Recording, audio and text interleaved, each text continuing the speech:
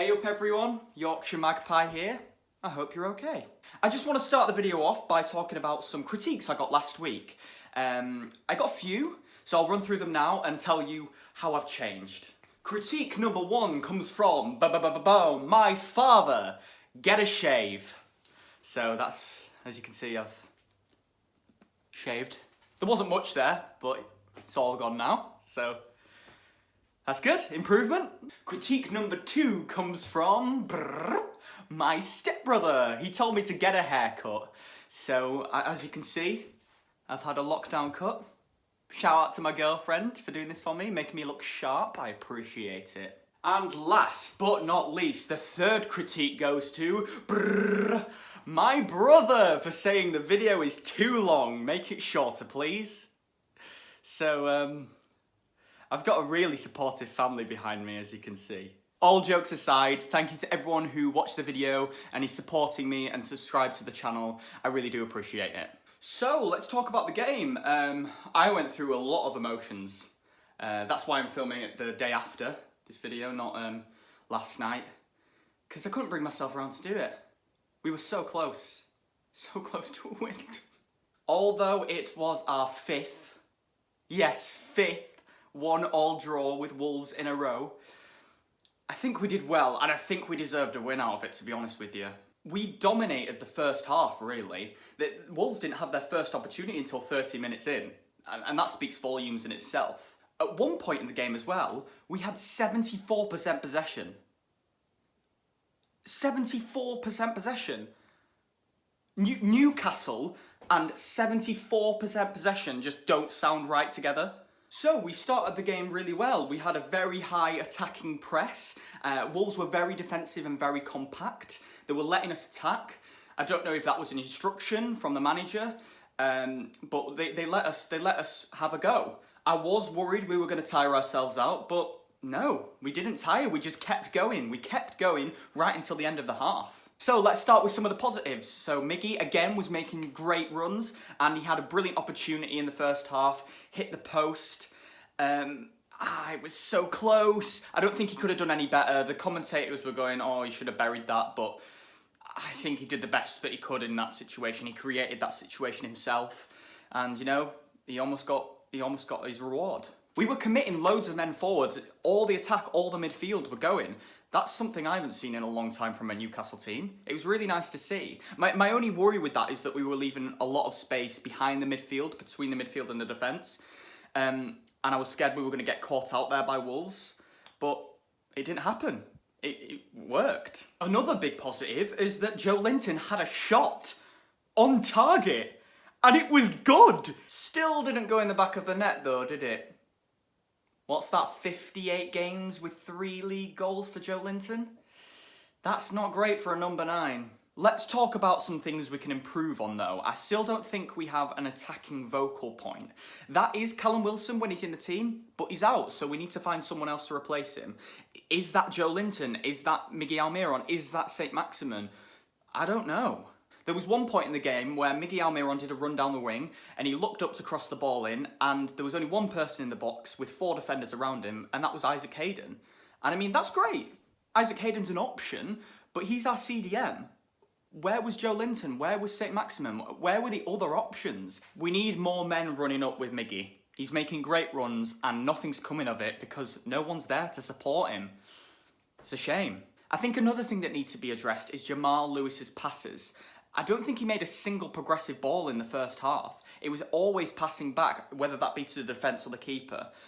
He did make a couple of good runs, but nothing ever came of it because he's always playing that safe ball. I think he needs to gain a bit of confidence and go for it. Pass forward, why not?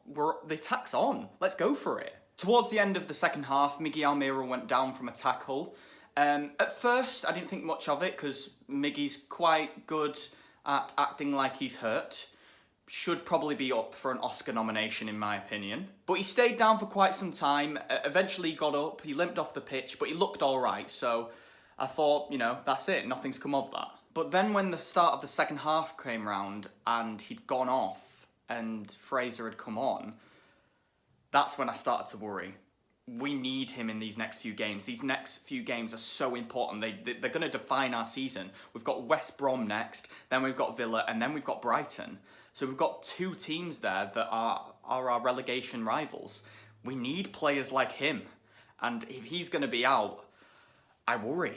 However, it was really nice to see Ryan Fraser come on. He's really struggled to get his place in the team, but it was nice to see him back on the pitch. And when Fraser did come on, he pretty much made an instant impact, you know, crossing a ball in from the right-hand side. Lascelles gets a bullet header on it, no stopping that, and 1-0 up. Before the ball got to Fraser, though, amazing work from St. Maximin on that left-hand side. Yes, he lost the ball, but he got himself into a good position, and if he had not done that trickery or crossed the ball in, it wouldn't have got to Fraser, and we wouldn't have had that first goal. And then another massive blow, St. Maximin gets subbed off with an injury. I really hope his and Miggy's injuries aren't serious. We're really going to struggle if we don't have them available. Although it was a massive blow to lose two of our best players through injury, another positive is that Joe Linton got another shot on target. Get in, my son! It was straight at the keeper, but it had some power behind it, and he controlled it really well to get the shot off, to be fair to him. I don't think he deserves a starting place in our team, but I've got a little bit of a soft spot for him. I don't know, he works hard. I don't know. Just leave him alone, everyone. And then, after all our hard work, in the 73rd minute, there it is, the Wolves goal. Now, I'm not really sure what happened, but watching the replay back, Willock was tracking his man, who was Neves, and Neves got into the back four, and Willock started to separate himself. Now, I think Willock should have stayed with him. However, there was a spare man in the defence, so maybe Lascelles or Clark could have tracked that man. But ultimately, no one tracked him. Neto graced past Jamal Lewis, a brilliant crossing, and a great header. But I was listening to what Jamal Lascelles and Steve Bruce had to say on the goal after the game, and there seemed to be a lot of confusion. Jamal said he didn't know the team instructions, where Matt Ritchie was meant to be. Was he meant to be playing right back? Was he meant to be playing further up the field? He didn't know. And Steve Bruce said that Matt Ritchie didn't communicate his instructions to the rest of the team. So whose fault is it? Is it Matt Ritchie's fault? Is it Steve Bruce's fault? Either way, it's a shambles. We're a Premier League team. We should know what we're doing. Now, in my opinion, Dubravka did really well to get a hand to it, and he'll be gutted he didn't keep it out. But I don't think he could have done anything more. The commentators kept saying, oh, he should have saved that out, he'll be gutted with himself. And then the Sky Sports analysis after were like, oh, he should have kept that out. I'm sorry, no keeper in the world could have kept that out. And he got a hand to it. He did all he could. Last game, I said maybe Carl Darlow needs to be swapped out for Dubravka, and that's what happened. And I think it was the right decision. He was a bit shaky towards the beginning with a few of the passes out from the back that were going to Wolves players. But in terms of saves, I think he did a great job. I honestly don't think he could have done anything more with that goal. I don't think that's his fault. After the goal, though, we didn't let our heads drop, and in the 81st minute, Jacob Murphy made an absolutely brilliant run. He passed it back to Joe Linton, and he was so close to getting his goal. So close.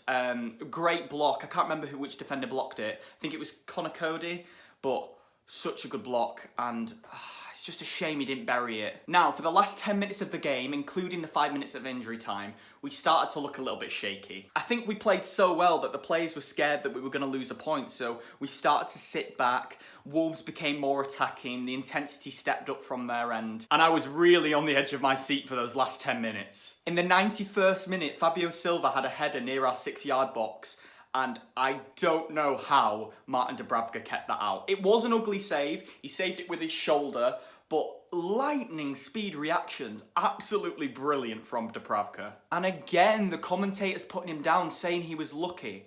I'm sorry, that was a brilliant save. Yes, I know it was ugly, but it was a really good save. But overall, I think we played well, and I think a point's fair. I think if either team should have won, it should have been us, but I'll settle for a point. If you told me before the game we were going to get a point against Wolves, I would have thanked my lucky stars. But watching the game, I really, really wish we'd got more out of it than we did. So that's it. Thanks for watching. Let me know if you agree with me, disagree with me down in the comments. I'd like to know your thoughts and opinions on the game too. I watched the game with my housemate and my good friend Alexander Moneypenny, and to be honest, that was the first Newcastle game I've watched with him and not felt embarrassed. He's got a really good knowledge on football and on tactics, and he really helped me analyse this game. So thanks to him. He runs his own podcast with my other good friend Bradley Adams called The Different Knock, where they talk about Arsenal, because they're both Arsenal fans. So I'll leave a link in the description box below. Go check it out, it's really, really good. Thanks everyone, and I'll see you next time.